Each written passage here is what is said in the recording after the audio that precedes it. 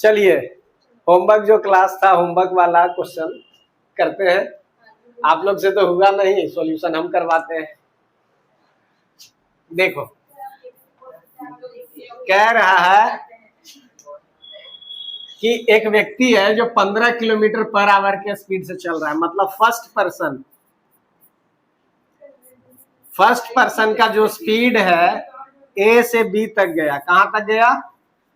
ए से बी तक का डिस्टेंस दिया हुआ है कितना? 25 किलोमीटर। और फर्स्ट पर्सन का जो स्पीड है 15 किलोमीटर पर आवर है। फिर कह रहा है कोई पॉइंट ए से, तो पॉइंट सी से कोई दूसरा पर्सन चल रहा है इधर की ओर, उसके बीच का डिस्टेंस दिया हुआ है 44 किलोमीटर। क्या दिया हुआ है? 44 किलोमीटर। और जो सेकेंड पर्सन जो है क्या है? सेकेंड पर्सन जो है वो 2 घंटे बाद पहुंच रहा है। तो हम सबसे पहले क्या निकालेंगे? फर्स्ट पर्सन के द्वारा टाइम कितना लगा, फर्स्ट पर्सन के द्वारा टाइम कितना लगेगा। तो डिस्टेंस अपॉन स्पीड, ये क्या आ जाएगा? 5/3 आवर। ये हमारा क्या आ गया? फर्स्ट पर्सन का। तो यहां से हम सेकेंड पर्सन का जो है हम वो टाइम निकाल लेंगे। कैसे निकाल लेंगे? क्योंकि ये क्या कर रहा है? After 2 hour of first person है।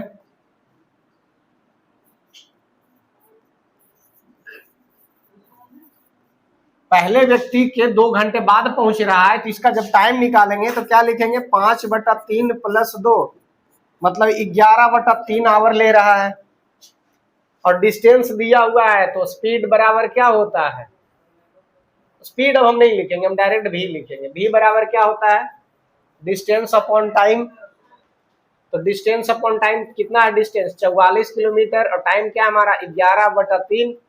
3 ऊपर जाकर गुना हो जाएगा तो क्या हो जाएगा? 44 गुना 3/11, 11 × 44 मतलब 12 किलोमीटर पर आवर।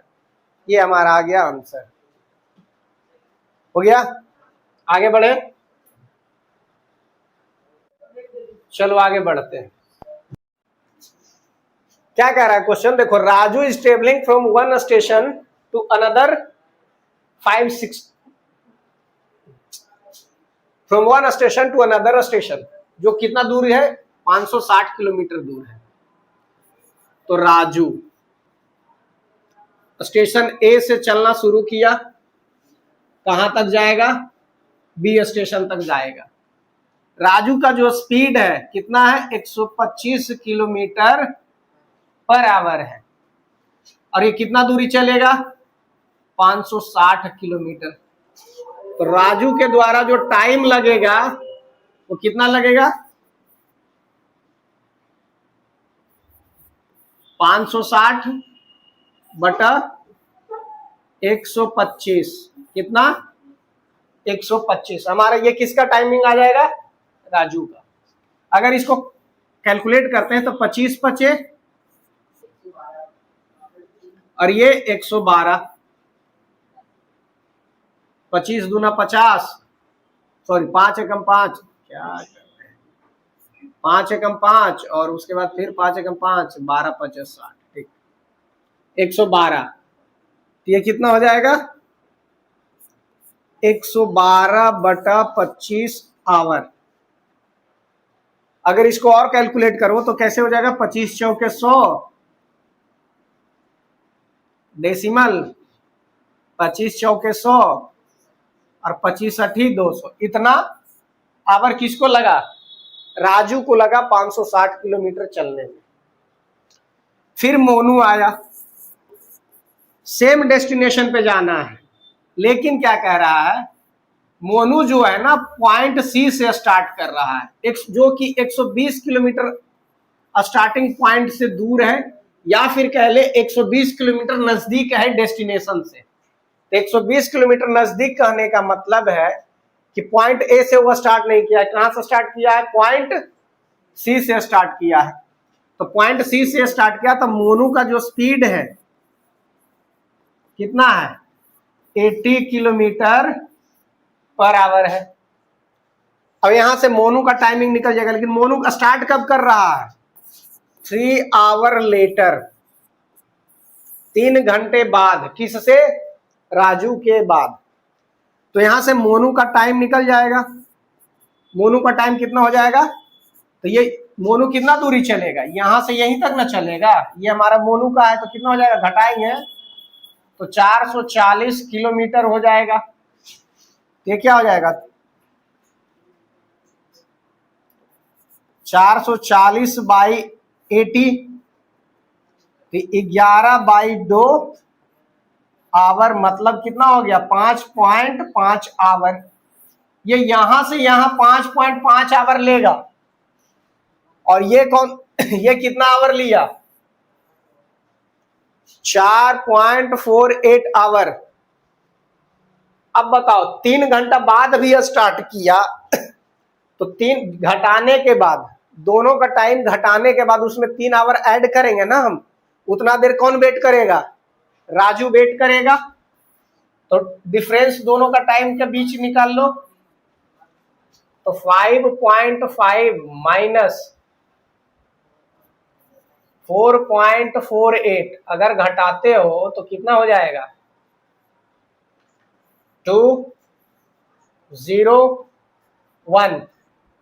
1.02 आवर। ये तो डिफरेंस आया कि इतना लेट वो पहुंचेगा, लेकिन 3 घंटे बाद स्टार्ट किया है ना, तो राजू जो है wait for 3 + 1.02 hour means 4.02 hours. अगर 0.2 को अगर कन्वर्ट कर लेते हैं मिनट में, तो कितना हो जाएगा, 0.02/100 × 60, ये 0.5 मतलब कितना हो जाएगा, 1.2 मिनट। इतना ही रहने देते हैं, ठीक है। चलो ये क्वेश्चन है, घर से कर लेना, ये दोनों भी घर से कर लेना, नहीं होगा तो कल हम सॉल्यूशन करवा देंगे। चलो आगे देखो हमें क्या पढ़ना है, वेलोसिटी। स्पीड पढ़ लिए, चलो देखो वेलोसिटी पढ़ना है। अब क्या पढ़ना है हमें, वेलोसिटी। जिस तरीके से हमने स्पीड पढ़ा, तो स्पीड किस पे डिपेंड कर रहा था, स्पीड जो है किस पे डिपेंड कर रहा था, डिस्टेंस पे। किस पे, डिस्टेंस पे। तो इसमें जो है मतलब जो पर यूनिट जो भी टाइम ट्रेवल किया जा रहा था स्पीड में, यहां पर क्या होगा, rate of change of displacement. क्या होगा, किसकी बात होगा, वेलोसिटी में किसकी बात होगा, डिस्प्लेसमेंट की बात होगी। तो जो भी डिस्प्लेसमेंट कवर किया जाएगा पर यूनिट टाइम में, उसी को हम लोग क्या कहेंगे, वेलोसिटी कहेंगे। तो क्या कहा गया, velocity is defined as the rate of change in displacement of an object और particle with respect to time. हर चीज यहाँ जो कैलकुलेट होगा टाइम के रिस्पेक्ट में ही होगा। एक्सेलरेशन भी अगर हम कैलकुलेट करेंगे तो टाइम के रिस्पेक्ट में करेंगे, वेलोसिटी भी कर रहे हैं तो टाइम के रिस्पेक्ट में कर रहे हैं, स्पीड भी करेंगे तो किसके रिस्पेक्ट में करेंगे, टाइम के रिस्पेक्ट में करेंगे। तो यहाँ जो भी चेंज होगा, ये चेंज क्या है, हमारा डिस्प्लेसमेंट का चेंज है ना, कि एक यूनिट टाइम में कितना डिस्प्लेसमेंट कवर किया गया, उसी को हम लोग क्या कहेंगे, वेलोसिटी कहेंगे। तो वेलोसिटी बराबर क्या होता है, डिस्प्लेसमेंट अपॉन टाइम। क्या होता है,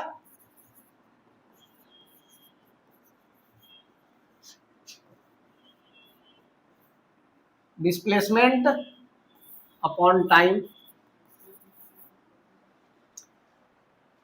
वेलोसिटी को भी v से डिनोट करते हैं, और s क्या है, हमारा डिस्प्लेसमेंट है, टाइम हमारा t है। जो SI यूनिट है वेलोसिटी का, जो SI यूनिट है क्या है, मीटर पर सेकेंड, या फिर तुमको यही देखने के लिए मिलेगा लिखा हुआ कहीं मीटर पर सेकेंड, इस तरीके से भी। और ये कैसा क्वांटिटी है, यहाँ वेक्टर लिख दिए, बताओ तो। Vector quantity. कैसा क्वांटिटी है?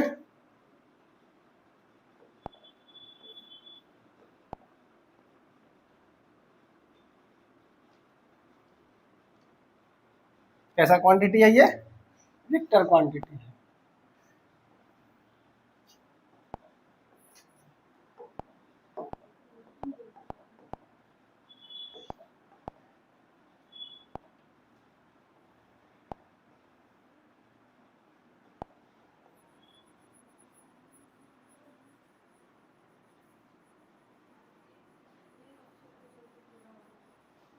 चलो देखो लिख देते हैं, हो गया।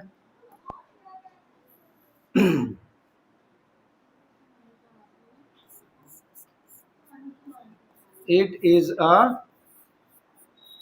vector quantity। ठीक है। A velocity of a body can be changed into two ways। और velocity दो प्रकार से होता है, by changing the speed of the body, और दूसरा जो होता है स्पीड कांस्टेंट करके डायरेक्शन चेंज जब करते हैं। एक एग्जांपल लेते हैं। यदि कोई ऑब्जेक्ट सर्कुलर पाथ में मूव कर रहा है, कहाँ मूव कर रहा है? सर्कुलर पाथ में मूव कर रहा है, और उसका स्पीड क्या है? कांस्टेंट है। क्या है उसका स्पीड? कांस्टेंट है। तो बताओ उस स्पीड कहलाएगा या वेलोसिटी कहलाएगा? क्यों कहलाएगा? इस पॉइंट पे भी अगर 20 किलोमीटर पर आवर है, इस पॉइंट पे भी 20 किलोमीटर आवर है, इस पॉइंट पे भी, इस पॉइंट पे भी, इस पॉइंट पे भी, इधर भी, हर जगह जो स्पीड है 20 मीटर पर सेकेंड है। तो बताओ ये स्पीड कहलाएगा या वेलोसिटी कहलाएगा? वेलोसिटी कहलाएगा। क्या कहलाएगा? वेलोसिटी कहलाएगा। क्यों कहलाएगा? क्योंकि ईच एंड एवरी पॉइंट पे सर्कुलर पाथ में क्या चेंज हो रहा है? उसका डायरेक्शन चेंज हो रहा है। और जब डायरेक्शन चेंज होता है तो क्या बदल सकता है? वो वेलोसिटी में बदल जाता है। यहां लिखा हुआ भी है ना। ठीक है, चलो आगे बढ़े। चलो आगे बढ़े। अगला देखो है एवरेज वेलोसिटी। क्या है? Average velocity. जिस तरीके से हमने एवरेज स्पीड के बारे में पढ़ा, सेम टाइप में हमें क्या पढ़ना है? एवरेज वेलोसिटी पढ़ना है।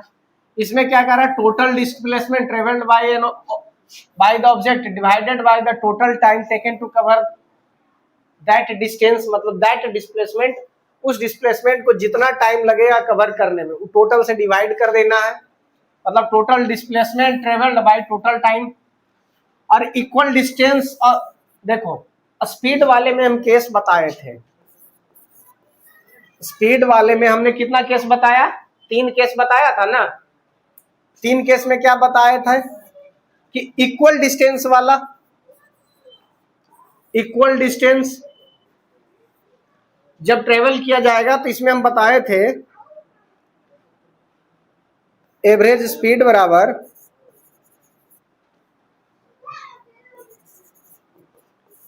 S1 2 into S1 S2 upon S1 plus S2। हमने यही बताया था। सेम यहां है।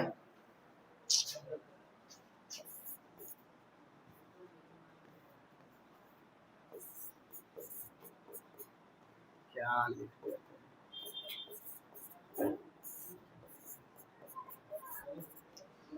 सेम इस तरीके से यहां भी हमारा वेलोसिटी में भी है कि जब इक्वल डिस्प्लेसमेंट होगा तो उसको हम लोग हार्मोनिक मीन कहते हैं। जिस तरीके से जो एवरेज स्पीड जो हम लिखे थे, हम लोग उसको हार्मोनिक मीन में लिखते हैं। हार्मोनिक मीन में लिखने का मतलब है, इसका मतलब ये होता है टू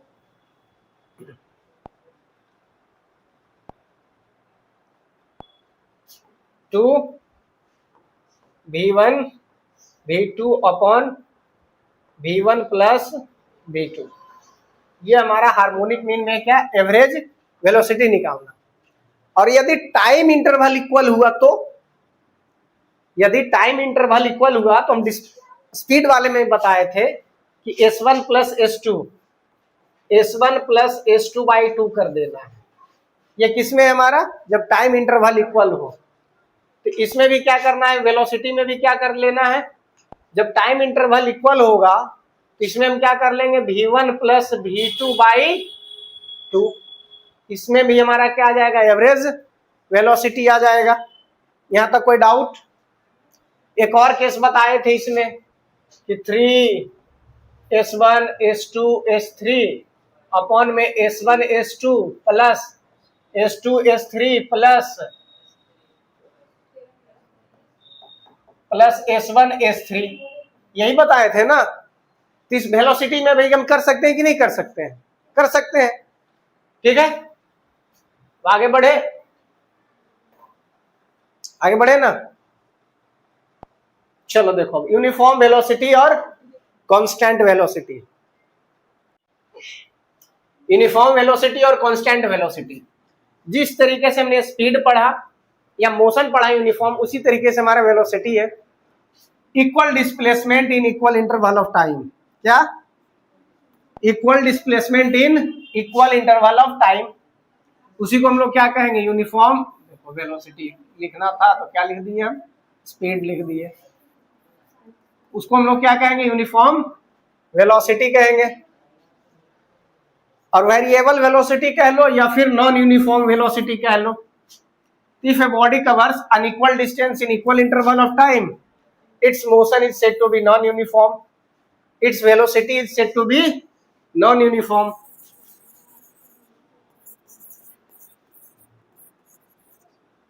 उसका वेलोसिटी क्या कहलाएगा, नॉन यूनिफॉर्म वेलोसिटी कहलाएगा। ठीक है, आगे बढ़े। यहां देखो डिफरेंस दिया हुआ है किसके किसके बीच, स्पीड और वेलोसिटी के बीच में दिया हुआ है। तो स्पीड क्या होता है, speed is defined distance travelled by body in the given interval of time.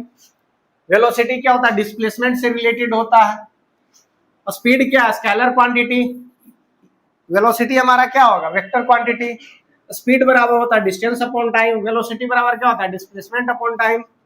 Speed of a body is a positive और जीरो, लेकिन वेलोसिटी क्या हो सकता है, कैन बी पॉजिटिव, निगेटिव और जीरो। ठीक है, स्पीड जीरो कैसे हो सकता है, दिमाग में ये आना चाहिए ना। टाइम बढ़ता जा रहा है, हम डिस्टेंस से कवर नहीं कर रहे हैं, तो स्पीड हमारा क्या हो जाएगा, जीरो होगा ना।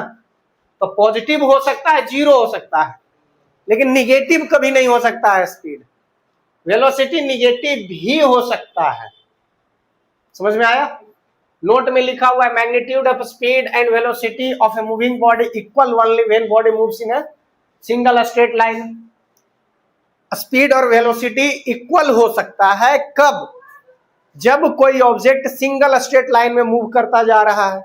जितना डिस्टेंस ट्रेवल करेगा उतना डिस्प्लेसमेंट होगा, तो हमारा क्या हो जाएगा, वेलोसिटी और डिस्प्लेसमेंट, वेलोसिटी और स्पीड इक्वल हो जाएगा कि नहीं हो जाएगा। फिर कह रहा है, if however a body does not move in a single straight line then the speed and velocity of the body are not equal.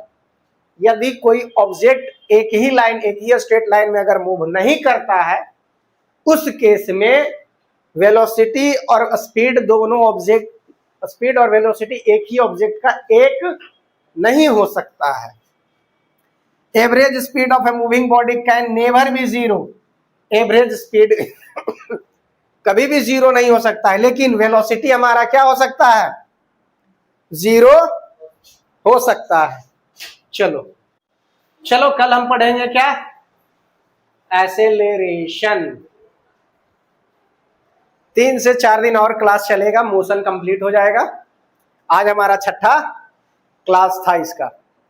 चलिए, बाकी थैंक यू। वीडियो को शेयर, लाइक और कमेंट जरूर करिए, और चैनल को सब्सक्राइब करिए, और अपने दोस्त यार को भी बताइए। और बाकी सब ठीक ठाक, आप लोग की दुआ कृपा